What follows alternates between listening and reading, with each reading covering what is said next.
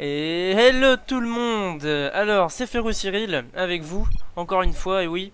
Et donc c'est pour vous montrer une game cette fois-ci un peu différente de celle que je vous montre d'habitude, puisque je ne joue pas dedans, et non.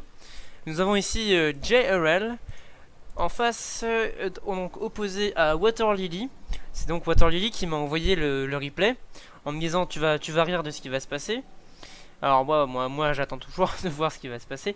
Il n'empêche que apparemment ça a l'air d'être une game assez intéressante, quoique courte, puisqu'elle ne dure que 8 minutes 51.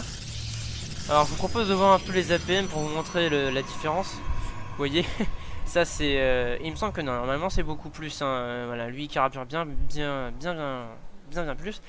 Voilà, 300, genre de choses. Mais bon, je préfère largement laisser sur la prod, hein, parce que voilà, la prod... En général, ça montre ce qui est important, ce qui se construit en ce moment même. Et donc, si je rate un truc, vous, au pire, vous pouvez vous dire, voilà, c'était comme ça. Et ça s'est passé de cette façon.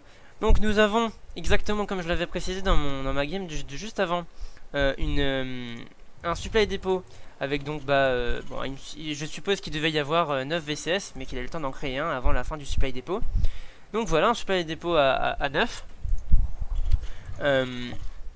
La baraque enchaînée de suite avec bien évidemment alors là il me semble que voilà c'est son marine qui va aller scouter. Quant à notre ami Water Lily, alors c'est du gaz assez rapide, je suppose que c'est pour lancer juste après j'en perds les mots. Donc le cybernetic core, voilà. Bien évidemment suivi de la warp gate et on envoie du 4 gate ou 3 gate et puis on rush tout de suite. Parce que s'il part sur du gaz, en plus il prend les deux gaz, donc je pense que ça va être de l'agression assez rapide. Vraiment à base de stalker, hein, je vois pas trop ce qu'il pourrait utiliser d'autre. Parce que le zélote, surtout contre les terranes, voilà quoi, ça se fait exploser au wall, hein, ça peut rien faire. En plus c'est lent, le marine ça a la même vitesse, sauf que lui il peut faire du 10 run, donc ça sert à rien. Alors c'est donc deux récolteurs dans le gaz des deux côtés pour Water Lily. Donc nous avons donc un petit Fast Reaper pour aller scouter un peu ce qui se passe chez son ennemi. Hein. Je pense que il garde 400 de minerais pour se faire une petite B2 là. Voilà, exactement.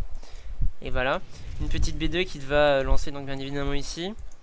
Je suppose qu'il va enchaîner sur un bunker, voire même deux. Hein. Enfin, bien évidemment, ce sera après ce qu'il aura vu chez son ennemi. Notons quand même que le Reaper, qui est maintenant qu'on peut maintenant construire sans faire de l'aptech, c'est quand même beaucoup plus pratique pour aller scouter les ennemis. Regardez là, c'est une preuve gratuite. Ça. La preuve, il la micro même pas parce que ça sert à rien, il va la perdre, il le sait déjà.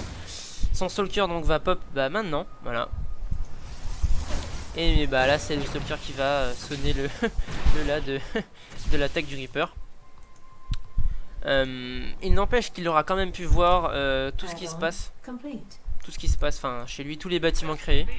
Donc c'est assez successful finalement parce que c'est quand même... alors voilà, il se coûte quand même un peu. C'est quand même juste 52 minerais et 52 gaz il me semble. Oui c'est ça, et un pop pour avoir détruit un probe et pour avoir scouté. Alors lui c'est pareil, vous voyez, il scoute un peu partout là. Il me semble qu'il va le faire aller par là aussi. Ah non, non il le renvoie tout de suite. Bon, dans tous les cas, donc on a deux stalkers déjà. Alors, regardez déjà, hein, deux stalkers qui se préparent à aller attaquer avec la petite probe pour placer le pylône pas très loin du rouge. Un toilette conceal assez fast, je trouve, quand même à 5 minutes 40 pour, je pense, voilà, lancer le blink. Donc maintenant 3 stalkers. Alors un stalker qui est parti donc scouter, l'autre qui défend bien évidemment sa petite probe où le pylône est posé.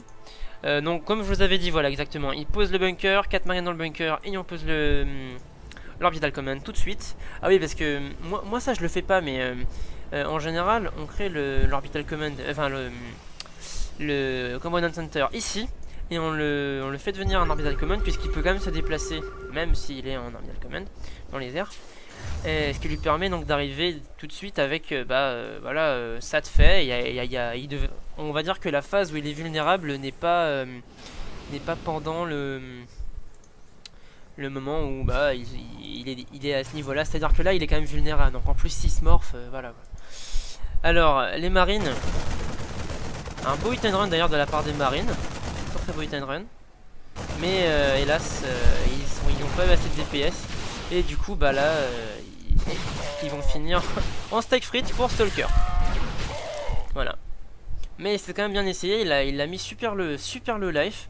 Il suffirait juste de 3-4 petits marines de plus, enfin nouveau, pas nouveau plutôt, pour bah voilà, mettre fin à la vie du Mothership Core. Alors quand il a vu le Mothership Core arriver, tout de suite il s'est dit oh la vache, lui il va me drop, enfin il va me blink dans ma base. Donc je mets du marine avec du bunker pour me défendre, parce que bon voilà, la preuve là je pense qu'il les voit, hein. Voilà, il les voit d'ici. On note quand même qu'il n'y a absolument pas de B2 hein, de la part du bleu, enfin de Water Lily.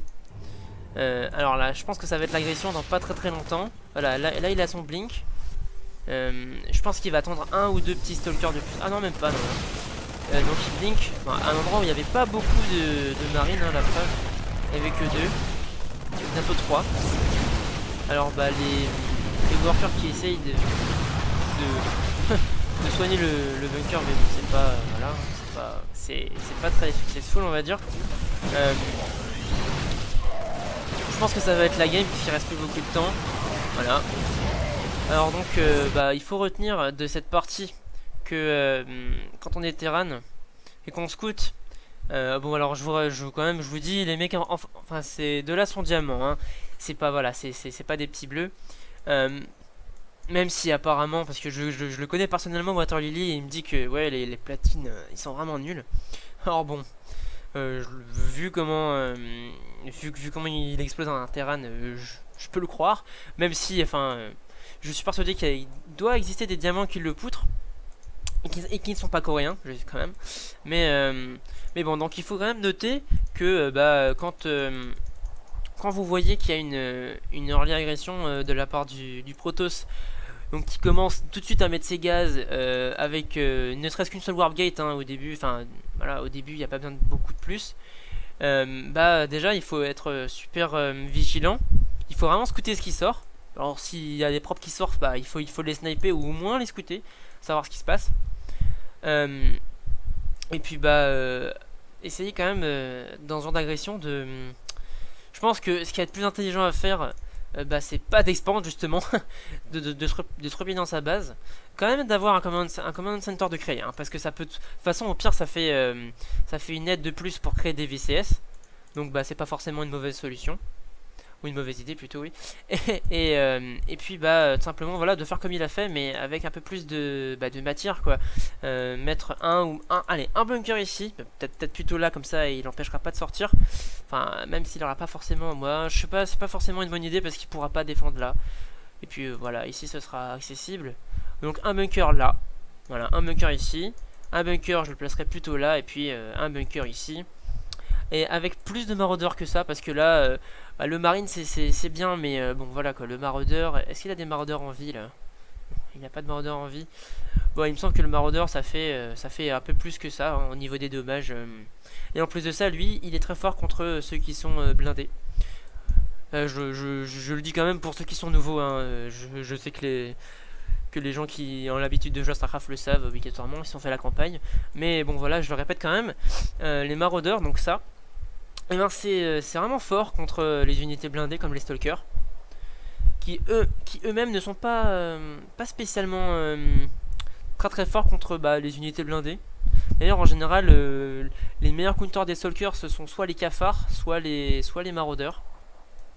Hein, parce que les cafards c'est super blindé, enfin ça a beaucoup de points de vie. Si on a fait l'amélioration pour le move speed, ça court super vite. Et puis tout simplement parce que ça fait il me semble 16 points de dommage. Voilà, c'est super fort, enfin ça fait vraiment très mal. Donc voilà. J'espère que vous avez apprécié la vidéo, hein, parce que moi personnellement je l'ai regardé une fois quand même un petit peu avant, hein, pour ne pas rater les choses dont il faudrait vous parler. J'espère que ça va vous motiver vous-même à potentiellement jouer, hein, ou au moins bah, vous dire que ce serait bien de m'envoyer des vidéos parce que bah, regardez, il y en a déjà qui le font. Et bah voilà ce que ça donne. Donc si vous aimez ce que je fais, donnez-moi l'occasion de continuer à faire ce que j'aime. Donc merci à tous encore pour ceux qui ont regardé la vidéo. Et puis bah partagez, likez et abonnez-vous, bien évidemment, abonnez-vous, hein, comme ça vous pourrez voir tout ce qui suit. Je vous fais des gros bisous et je vous dis à plus.